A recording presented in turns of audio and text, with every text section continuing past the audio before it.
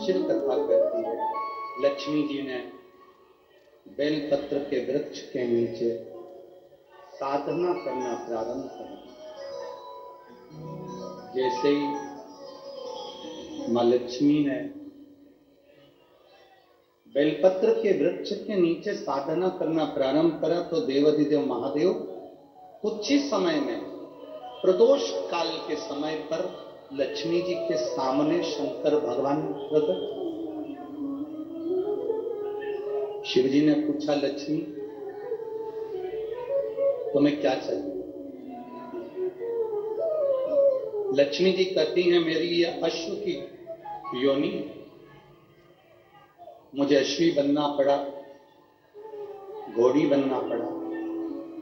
इस अश्व की योनि से मैं मुक्त हूं, पर प्रभु इस अश्व की योनि से मुक्त तो हूं, पर मेरे प्रभु ने मुझे घोड़ी बनाया है, अश्व बनाया है।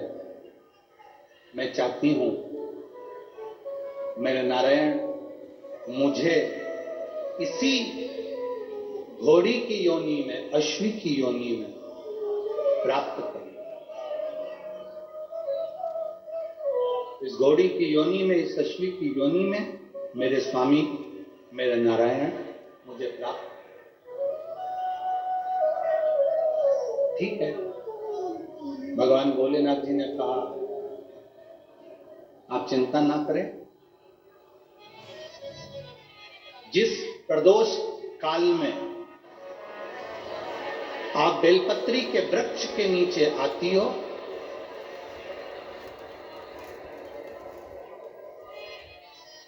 दुनिया का कितना भी दरिद्र व्यक्ति हो,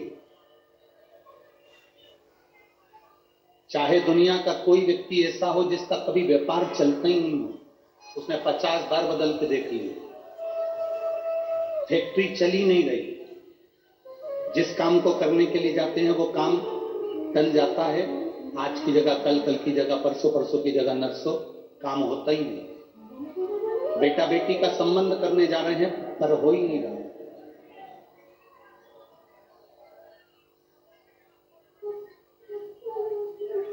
कितना भी दरिद्र से दरिद्र व्यक्ति, कितना भी दीन से दीन व्यक्ति, एक नियम वो अगर अपनी जिंदगी में बना ले,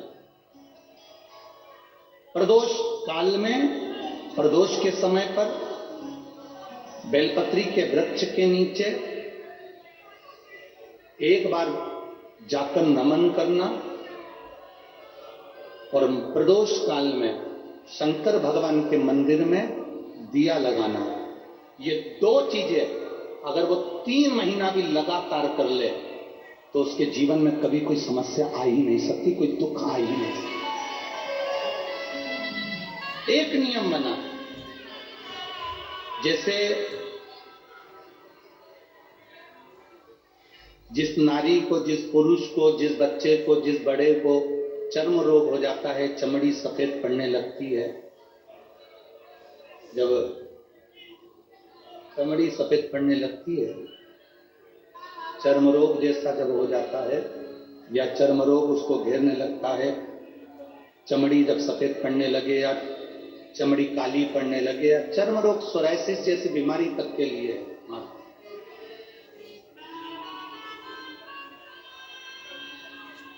बेलपत्री के वृक्ष के नीचे की मिट्टी,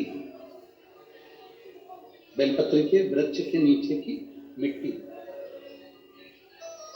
उसको जिस पात्र के अंदर शिवलिंग बनाने के लिए हम गलाएं,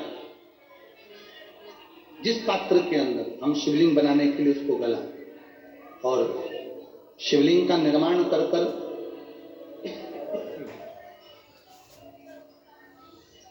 हम बेलपत्री के वृक्ष के नीचे उसका पूजन करें, उसका विसर्जन करें।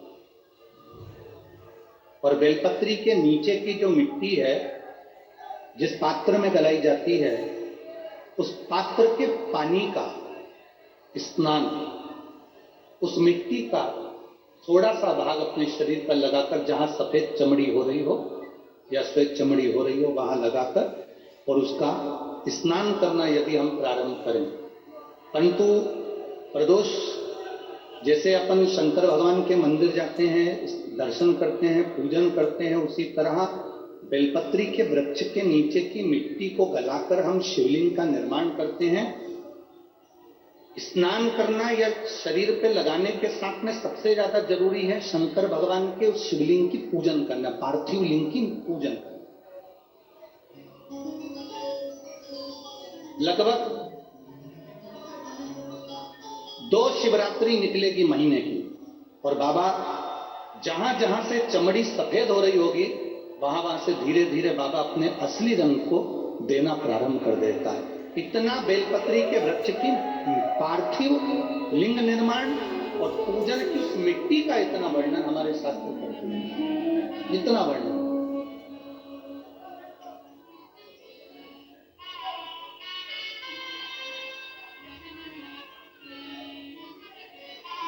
शिव कथा, शिव महापुराण की कथा वर्णन कर, स्वयं भगवान देवादिदेव महादेव ने नारायण से जाकर प्रार्थना की। स्वयं भगवान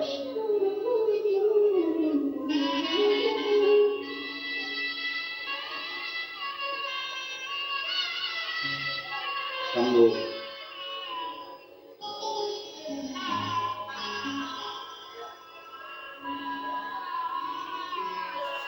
स्वयं भगवान शंकर ने नारायण से जाकर प्रार्थना करी कि माता लक्ष्मी